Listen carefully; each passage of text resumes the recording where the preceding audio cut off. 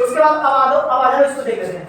अब मेरे को ये बताओ सनलाइट अब जनवरी यहाँ से तुम्हारा दिसंबर में जी लिया। अब दिसंबर के बाद में एक चीज हमेशा याद रखना, अगर हम जिसने पहले सर्दी जी ली है, सर्दी के बाद वो उसके लिए ऋतु जो आएगी वो होगी बसंत ऋतु। कौन सी?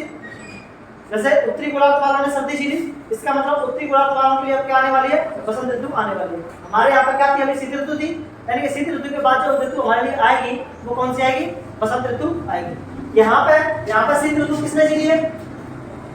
यहाँ पे शीत ऋतु कहाँ पर हो रही है? दक्षिण में। इसका मतलब दक्षिण गोलार्ध वालों के लिए क्या आएगी? अब बसंत ऋतु आएगी। ठीक है, अपन समझते हैं इसको, है ना? बस नाम इनके अलग अलग है और बात वो एक ही है। ये बसंत ऋतु कहते हैं, है ना?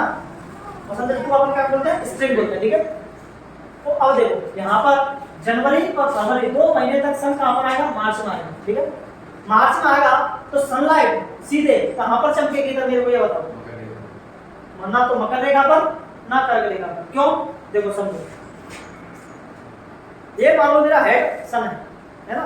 ये ऐसे झुका हुआ है, हमारी पृथ्वी ऐसे, ये मान लो पृथ्वी है झुका हुआ है। ठीक है, अब ये घूमेगा तो ऐसे ही ना, पृथ्वी ऐसे घूम रही है। अगर यहाँ पे ये वाला पॉइंट पास में है, इसका मतलब यहाँ पे क्या हो रही होगी? गर्मी हो रही होगी। उत्तरी गोलार्ध में क्या हो रही होगी? गर्मी। इधर दक्षिणी गोलार्ध यहाँ का मतलब क्या हो रही होगी? सर्दी हो रही होगी। अब ये घूम करके आ गया ऐसे 2 महीने बाद, ऐसे आ गया घूम करके आ गया मार्च में आ गया। अब बताओ सनलाइट कहाँ पर चमक रही होगी? इससे दूर और पास से कोई फर्क पड़ रहा है? सनलाइट तो पूरी पृथ्वी पर कैसे चमक रही होगी? सेम नहीं ना, सेम चमक रही होगी। कहाँ पर चमक रही होगी? कर्क रेखा, उस पर मकर और कर्क रेखा पर नहीं, सीधे सीधे इक्वेटर पर, भूमध्य रेखा पर, भूमध्य रेखा पर बीचों बीच क्या हो रही होगी? सनलाइट चमक रही होगी, है ना? अगर देखो ऐसे घूम के इधर आ जाए तो अब ये तुम्हारा दक्षिणी हिस्सा कहाँ पर आ गया? पास में आ गया, यानी कि यहाँ पर गर्मी होगी, इधर क्या होगी? सर्दी होगी। अब ऐसे घूम करके सितंबर में यहाँ पर आ जाएगा। अब कोई फर्क पड़ रहा है? कर्क रेखा मकर रेखा दोनों ही तो दूर है, कहाँ पर चमकेगी सनलाइट? बिल्कुल एकदम भूमध्य रेखा पर। तो जब मार्च में सन होता है तो कर्क रेखा सॉरी सनलाइट सीधी कहाँ पर चमकती है? भूमध्य रेखा पर चमकती है। ना तो ये वाला हिस्सा पास में होता है सन के, ना ये वाला हिस्सा पास में होता है ना? जैसे ही घूम करके पीछे सितंबर में पहुंचता है तो वही पोजीशन क्या होती है? वैसे होती है। ना तो इसका उत्तरी ध्रुव पास में होता है, ना इसका दक्षिणी ध्रुव पास में होता है। पास में कौन होता है? पूरा का पूरा भूमध्य रेखा, यानी कि भूमध्य रेखा पर क्या होती है? तुम्हारी सनलाइट सीधे के सीधे चमकती है। जब सनलाइट भूमध्य रेखा पर बीचों बीच चमकेगी तो बताओ यहाँ पर दिन छोटे होंगे या रात बड़ी होगी? क्या कंडीशन होगी यहाँ पे? या दोनों बराबर होंगे?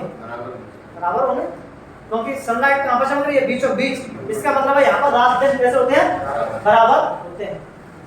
समझ में आ रहा? तो यहाँ पर भी रात दिन बराबर होंगे मार्च में, और सितंबर में भी रात दिन क्या होंगे? बराबर होंगे। ठीक है, यहाँ पे जो ऋतु आएगी तो आप लोगों को याद रखना है, इनमें कंफ्यूजन होती है कि कौन सी ऋतु आएगी यहाँ पे, बसंत ऋतु या शरद ऋतु। आप लोगों ने देखा होगा मार्च और सितंबर 2 ऐसे महीने हैं, पता ही नहीं चलता सीजन है कौन सा, गर्मी है कि सर्दी है ना? हाँ, कुछ ऐसा सीजन हो रहा होता है कि मार्च में सितंबर में दोनों जगह कैसा लगता है? सेम लगता है ना?